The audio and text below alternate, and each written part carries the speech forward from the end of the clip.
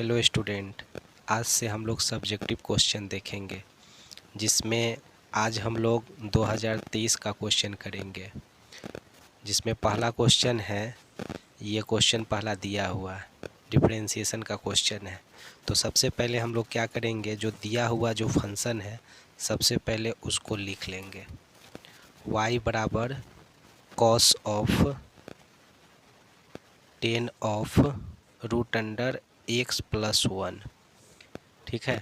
और dy by D x निकालना है, यानी x के रिस्पेक्ट में इसका डिफरेंशिएशन करना है। ये यहाँ पर बताता है कि किसके रिस्पेक्ट में हमको डिफरेंशिएशन करना है।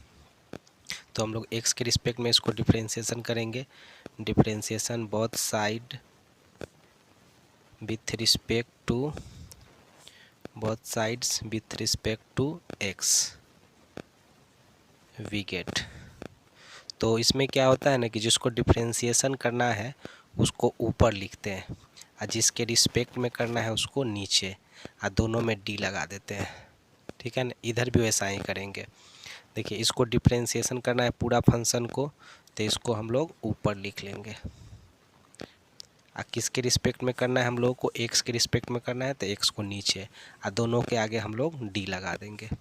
इसके भी आगे डी और इसके भी आगे डी, ऐसे लिखा जाता है। अब हम लोगों को ये कंपोजिट फंक्शन है, तो इसको हम लोग चेन रूल पर तोड़ते हैं इस तरह के क्वेश्चन को। तो चेन रूल पर कैसे तोड़ते हैं, पहले पूरा फंक्शन को लिख लेते हैं।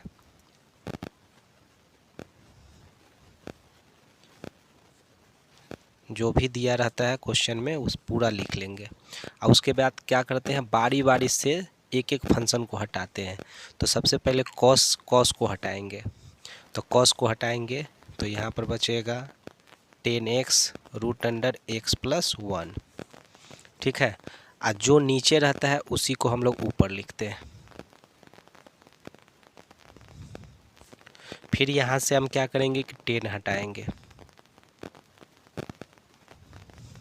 और फिर 10 जो नीचे रहता है फिर अब इसी को यहाँ पर लिखेंगे। अब फिर यहाँ से रूट हटेगा, ये रूट हटेगा तो x प्लस 1 बचेगा यहाँ पर। अब जो नीचे है उसी को ऊपर लिखेंगे। ये तब तक लिखते जाते हैं जब तक dx नहीं आ जाता, या उसका x का फंक्शन नहीं आ जाता। तो ये x का फंक्शन है तो हम लोग नीचे लिख लेंगे ऐसे करके, ठीक है ना। आप ऐसे ऐसे करके काटेंगे ना तो फिर से यही आ जाएगा। ऐसे करके चेन रूल में हम लोग ऐसे करके लिखते हैं, ठीक है ना। अब हम लोग बारी बारी से डिफरेंशिएशन करेंगे।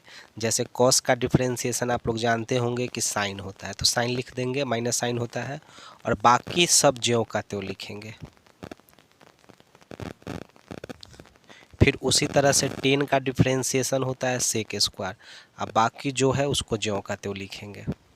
फिर रूट का डिफरेंशिएशन करेंगे तो 1/2 और रूट एक्स, अब बाकी सब ज्यों का त्यों। फिर x के रिस्पेक्ट में x का डिफरेंशिएशन करेंगे तो 1 होगा, और 1 है कांस्टेंट, और कांस्टेंट का डिफरेंशिएशन आप लोग जानते होंगे कि 0 होता है।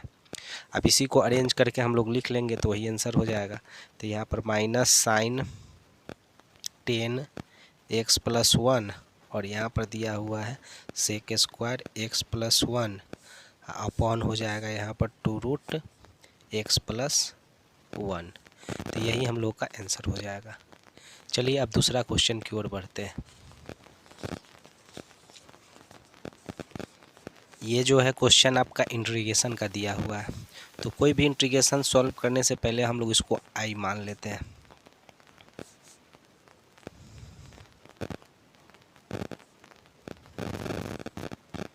ये दिया हुआ है, और आप लोग इसको समीकरण फर्स्ट मान लीजिए। और आप लोग एक बात जानते होंगे कि अगर लॉगरिथमिक फंक्शन नॉमिनेटर में हो या डिनोमिनेटर में हो तो उसी को हम लोग जेड पुट करके बनाते हैं सब्स्टिट्यूशन मेथड से। तो सबसे पहले हम क्या करेंगे, पुट करेंगे। पुट सबसे पहले पुट करेंगे यहाँ पर x प्लस लॉग x को हम लोग यहाँ पर जेड पुट करेंगे, ठीक है। और उसके बाद इसको डिफरेंशिएशन करेंगे।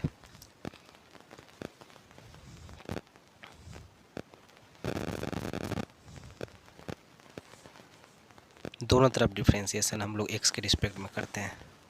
तो 1 का डिफरेंशिएशन तो 0 हो जाएगा, और log x का डिफ्रेंशिएशन 1/x हो जाएगा और ये हो जाएगा dz/dx। अब इसको ऐसे क्रॉस करेंगे तो 1/x इंटू dx, इधर आ जाएगा dz। अब चलिए समीकरण फर्स्ट से चलते हैं। i इक्वल टू, अब देखिए यहाँ से dx अपॉन x, इसको गुना करेंगे तो dx अपॉन x हो जाएगा। इसके बदला में dz लिख सकते हैं, यानी कहने का मतलब ये पूरे के बदला में हम लोग dx लिख सकते हैं, dz लिख सकते हैं। तो इंटीग्रेशन ले लेते हैं और यहाँ पर ये दोनों के बदला में तो dx लिख सकते हैं। यहाँ पर बचा क्या, 1 अपॉन कुछ नहीं, ऊपर तो 1, यहाँ पर पूरा को z मान चुके हैं तो यहाँ पर हो जाएगा z, स्क्वायर है तो स्क्वायर, पूरे के जगह पर हम लोग यहाँ पर dz लिख सकते हैं। अब इसको ऊपर ले जा सकते हैं तो -2 इंटू dz हो जाएगा। आप एक फार्मूला जानते हैं कि अगर x के पावर n का अगर डिफ्रेंशिएशन करना है, इंटीग्रेशन करना है, तो पावर में 1 जोड़ देंगे और उसी से डिवाइड कर देंगे, अब प्लस c। तो यहाँ से आ जाएगा z के पावर -1, z के पावर -1 अपॉन -1, अब प्लस क्या आ जाएगा c। तो इसको हम लोग ऐसे लिख सकते हैं माइनस और 1/, इसको z अब प्लस c लिख सकते हैं। अब यहाँ से z का मान बैठा दीजिए, z किसको माने थे, 1 plus log x base e अब प्लस c, यही हम लोग का आंसर हो जाएगा।